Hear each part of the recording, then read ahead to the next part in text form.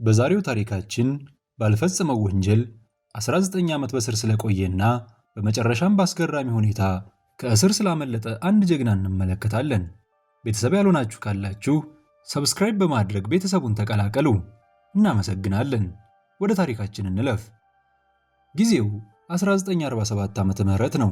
ታሪካችን የሚጀምረው አንዴ የተባለ የባንክ ባለሙያ በእኩለ ሌሊት መኪና ውስጥ መጠጥ እየጠጣ በጨርቅ የተጠቀለለ ሽጉጡን ሲመለከት ነው። ከቀናት በኋላም ሚስቱንና ፍቅረኛዋን በመግደል ተጠርጥሮ ፍርድ ቤት ቢቀርብም ከሚስቱ ጋር ተጋጭተው የነበረው ፍች ስለፈለገች ብቻ እንደሆነና ወንጀሉንም እንዳልፈጸመ ይከራከራል። ከሳሽ አቃቤ ሕግም ከጸባቸው በኋላ ሚስቱ ከሌላ ሰው ፍቅር እንደያዛት በማወቁ የፍቅረኛዋ ቤት ድረስ ተከትሏት በመሄድ ሁለቱንም እንደገደላቸው ይናገራል። አንዲም እየማለ ጠጥቶ እንደነበር ነገር ግን ለማስፈራራት ብቻ አስቦ እንደነበርና ምንም ሳያደርጋቸው እንደተመለሰ ያስረዳል። ሽጉጡንም ቢሆን ያኔውን ወደ ወንዝ እንደጣለው ቢናገርም ሽጉጡ ግን በተባለው ቦታ አልተገኘም። አቃቢ ሕጉም ሽጉጡ በአንዴ ከሚይዛቸው ጥይቶች በላይ በተደጋጋሚ እየተሞላ እንደተተኮሰ ለፍርድ ቤቱ ያስረዳል። ዳኛውም ለሁለቱ ግድያዎች 2 የዕድሜ ልክ እስራት ይፈርዱበታል። በሌላ ጊዜ ሬድ የተባለ እስረኛ በዲሲፕሊን ኮሚቴ ለምህረት እየተገመገመ ነው። ሬድ ከዕድሜ ልክ ፍርዱ 20ውን ዓመት እንደጨረሰና በፍጹም የታረመ ሰው መሆኑን እየማለ ቢናገርም ኮሚቴው የምህረት ጥያቄውን ሳይቀበለው ይቀራል። ሬድም ወደ እስር ቤቱ ግቢ ሲመለስ እስር ቤት ውስጥ የተከለከሉ ነገሮችን የሚነግድ በመሆኑ ሌሎች እስረኞች የሚፈልጓቸውን ነገሮች ሲጠይቁት እንመለከታለን። ወዲያውኑ አዳዲስ ወንጀለኞች ወደ እስር ቤቱ ይመጣሉ። ነባር እስረኞችም የትኛው እስረኛ ቀድሞ እጅ እንደሚሰጥ መወራረድ ይጀምራሉ። ሬድ አንዲን ሲመለከት ምን ያህል ደካማ እንደሆነ ያስተውላል። የእስር ቤቱ አስተዳዳሪ ኖርተን ለአዲሶቹ እስረኞች ገለጻ ሲያደርግላቸው አንደኛው ሕግ ጌታን ማክበር እንደሆነና ሌሎቹን እዚህ ሲቆዩ እንደሚማሯቸው ይነግራቸዋል። ከእስረኞቹ መሃል አንደኛው ምግብ መች እንደሚያገኙ ሲጠይቅ ካፒቴን ባይረን እየጮህበት ይመታዋል። ከዛም እስረኞቹ እንዲታጠቡ ከተደረጉ በኋላ እርቃናቸውን ወደ ተመደቡበት ክፍል እንዲገቡ ይደረጋሉ። መብራት እንደጠፋም አዲስ ከመጡት አንደኛው እስረኛ ማልቀስ ይጀምራል። ነባሮቹ እስረኞችም በሚያለቅሰው ላይና በሌሎች አዲስ እስረኞች ላይ ይቀልዳሉ። ሄውድ የተባለው ነባር እስረኛም የሚያለቅሰው እስረኛ እጅ እንዲሰጥ በማሰብ የበለጠ ያሳቅቀዋል። ሌሎችም እያጨበጨቡና በቅጽል ስም እየጠሩት ይጮሃሉ። ፖሊሶች ጩኸቱን ሰምተው ሲመጡ የሚያለቅሰው ሰው እዚህ መሆን እንደማይገባው እየማለ ይናገራል። ባይረንም ከክፍሉ አስወጥቶ በጭካኔ ይደበድበዋል። አንዲ ሙሉ ሌሊቱን ምንም ድምፅ ሳያሰማ ማደሩን ሬድ ያስተውላል። አንዲ በመመገቢያ አዳራሽ ውስጥ ያሉት ሰዎች እሱን የሚያዩበት መንገድ ስላልተመቸው ብቻውን ለመቀመጥ ይወስናል። ከምግቡ ውስጥ ትል አግኝቶ ሲቀፈው ብሩክስ የተባለው እስረኛ ተቀብሎት ለሚያሳድጋት ወፍ ይመግባታል። ሄውድም ሰውየውን በማስለቀስ ውርርዱን ስላሸነፈ ከሌሎች የበላቸውን ሲጋራዎች ይሰበስባል። አንዲ ከወሬያቸው ለመቀላቀል ሲሞክር ሄውድ ዝም እንዲል ያስጠነቅቀዋል።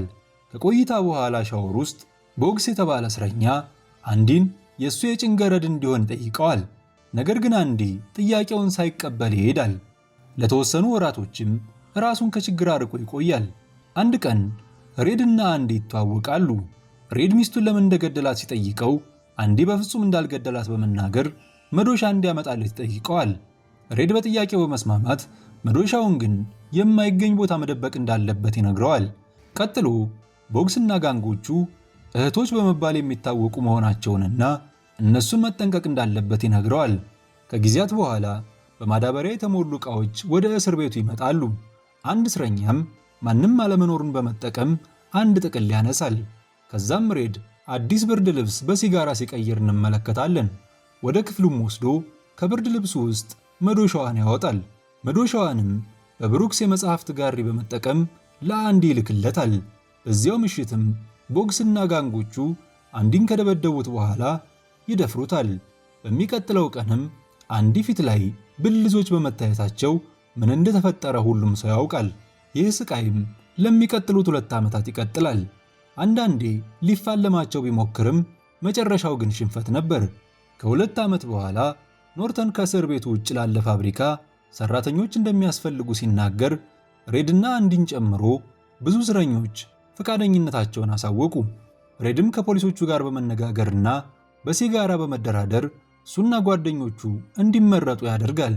እስረኞቹ የፋብሪካው የጣራ እድሳት ላይ በሚሰሩበት ወቅት ፖሊሶቹ ሲያወሩ ባይረን በቅርቡ ካገኘው ውርስ ላይ የሚወሰድበት ግብር እንዳሳሰበው ሲያወራ አንዲ ስለሰማ ወደ ባይረን በመሄድ አንዳንድ ጥያቄ ለመጠየቅ ሲሞክር ባይረን በብስጭት ወደ ጣራው ጠርዝ ይወስደዋል።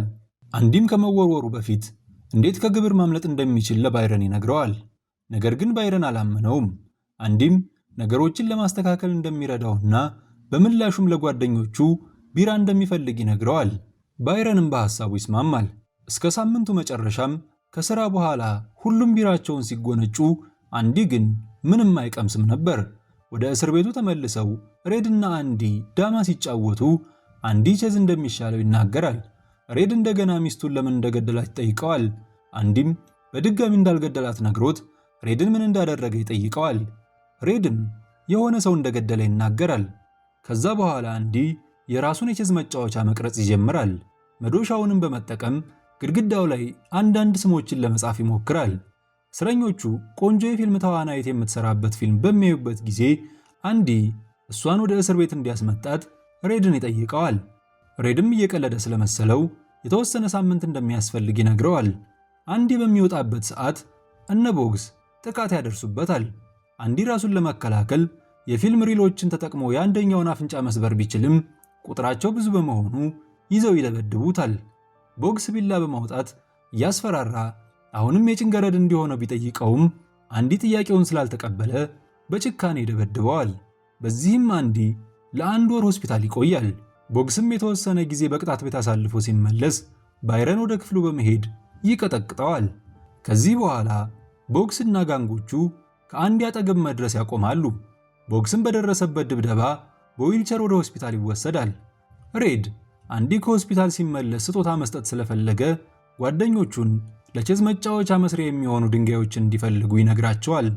አንዲም ወደ ማደሪያ ክፍሉ ሲመለስ ካርቶን ሙሉ ድንጋዮችና የተዋናይቷን ፖስተር ያገኛል። በአንድ ከሰዓትም ፖሊሶች ድንገተኛ ፍተሻ ማድረግ ይጀምራሉ። የአንዲንም ክፍል ፈትሸው ምንም ነገር ያጣሉ። ኖርተን አንዲ መጽሐፍ ቅዱስ እንደሚያነብ ሲያውቅ ስለሚወዱት የመጽሐፍ ክፍል ያወራሉ። ፖስተር በእስር ቤት የማይፈቀድ ቢሆንም ኖርተን ግን ያልፈዋል። በኋላም ኖርተን አንዲን ወደ ቢሮ አስጠርቶ ለሥራ ወደ ቤተ መጻሕፍት እንደተዛወረ ይነግረዋል።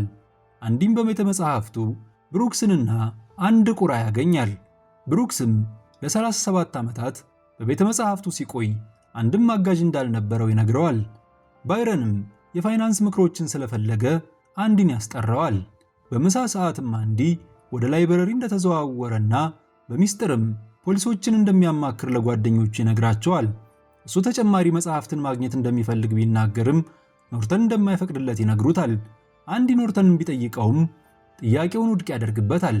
አንዲም መጽሐፍ እንዲሰጣቸው ለሴኔቱ በየሳምንቱ ደብዳቤ እንደሚጽፍ ሲናገር ኖርተንም ደብዳቤዎቹን ለመላክ ይስማማል። ለቀጣዮቹ ጥቂት ዓመታት የሁሉንም ጠባቂዎችና የኖርተንንም ግብር በማስተካከል ይሰራል። ለሴኔቱ የሚልካቸውን ደብዳቤዎችም ሳያቋርጥ መጻፉን ቀጥሏል። ነገር ግን አንድም ቀን ምላሽ አግኝቶ አያውቅም። ከጊዜያት በኋላ አንዲ ሬድን ረዳቱ ማስደረግ ቻለ። በ1954 አንድ እስረኛ ወደ አንዲና ሬድ በመሄድ ቤተ መጻሕፍት ውስጥ ችግር እንደተከሰተ ይነግራቸዋል። በቦታው ሲደርሱም ብሩክስ የሄዩድ አንገት ላይ ቢላ ደግኖ በእስር ቤት ለመቆየት ያለው ብቸኛ አማራጭ ይሄ እንደሆነ ይነግራቸዋል። አንዲ እንደምንም ብሩክስን ካረጋጋው በኋላ ብሩክስ ማልቀስ ይጀምራል።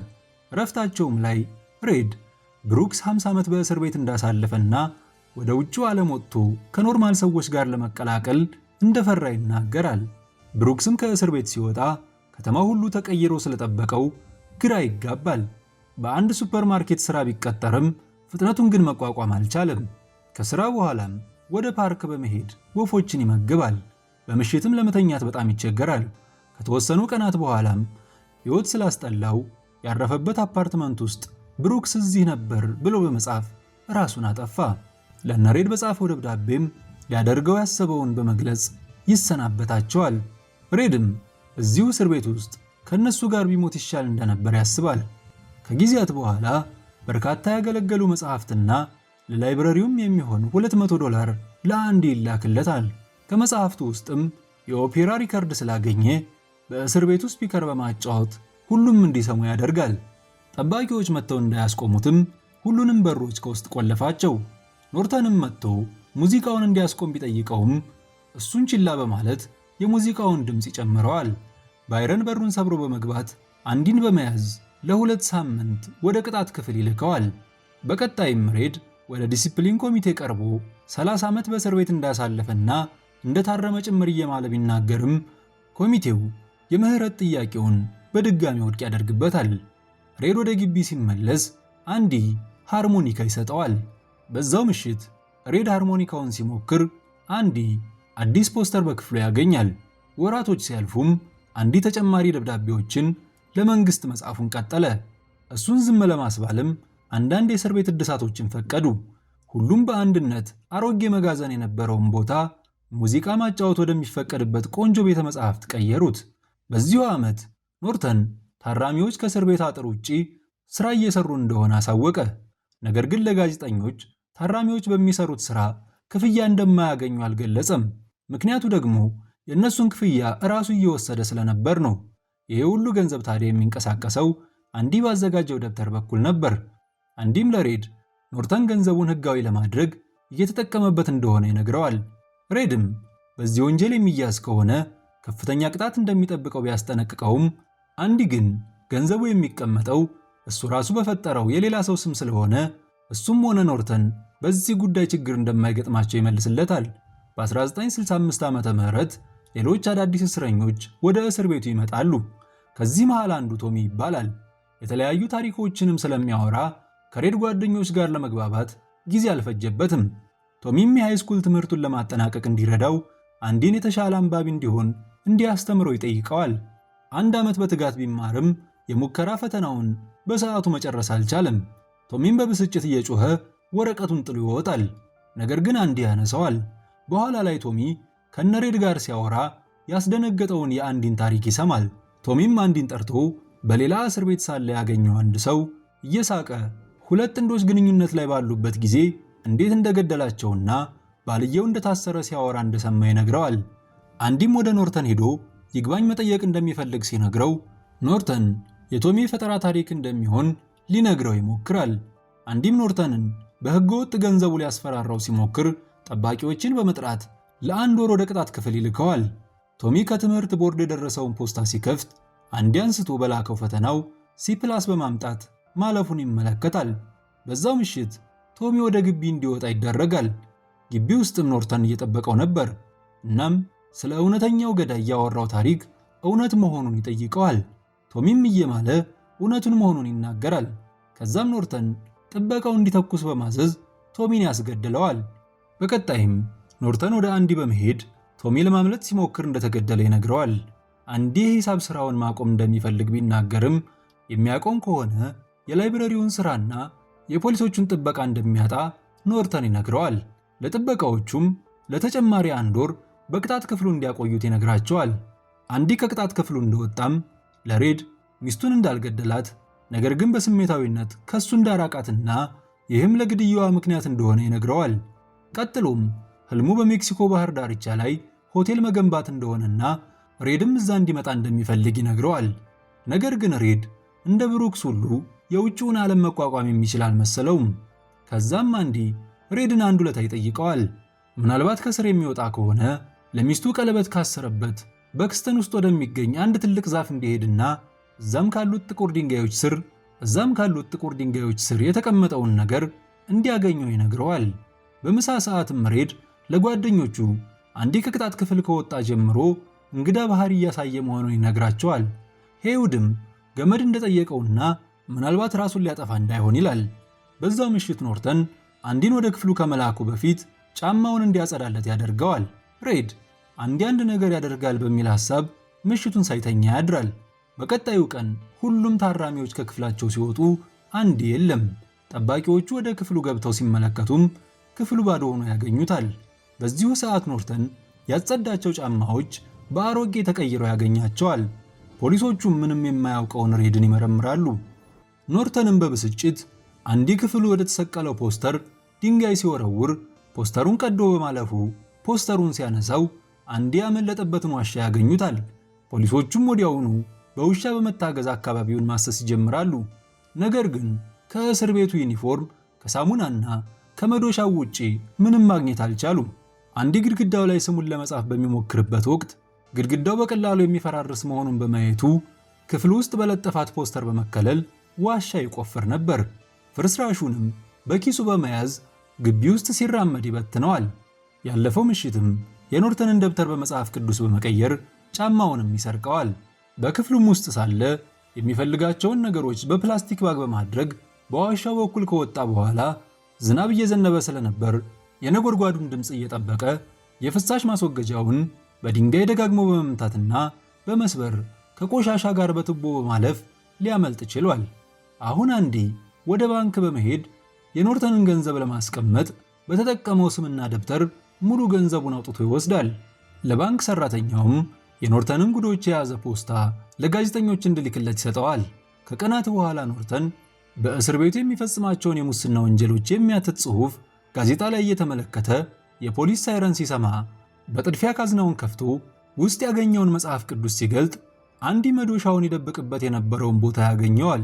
ባይረን እጁን ለፖሊስ ሲሰጥ ኖርተን ግን አሻፈረኝ ብሎ ራሱን ያጠፋል።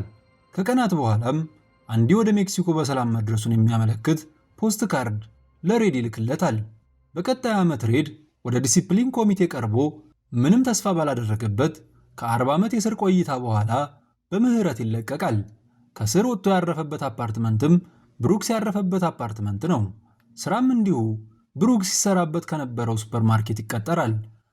ሬድም ባለው ነገር ተስፋ በመቁረጥ ራሱን ለማጥፋት ቢያስብም ለአንዴ የገባለት ቃል ያስቆመዋል። ሬድም ወደ በክስተን በመሄድ ዛፉን ያገኘዋል። አጠገቡ ያሉትን ድንጋዮች ሲያነሳም ትንሽ ሳጥን ያገኛል። በውስጧም ገንዘብና ወደ ሜክሲኮ እንዲመጣ የሚጋብዝ በአንድ የተጻፈ ደብዳቤ ያገኛል። በመጨረሻም ሬድ ዕቃውን ጠቅልሎ ወደ ሜክሲኮ ባህር ዳርቻ በመሄድ ከወዳጁ ከአንዲ ጋር ሲገናኙ ታሪካችን ይፈጸማል። ውድ ቤተሰቦቻችን እስከ ፍጻሜው አብራችሁን ስለነበራችሁ እናመሰግናለን። እስካሁን ቤተሰብ ካልሆናችሁ ሰብስክራይብ በማድረግ ቤተሰቡን ተቀላቀሉ።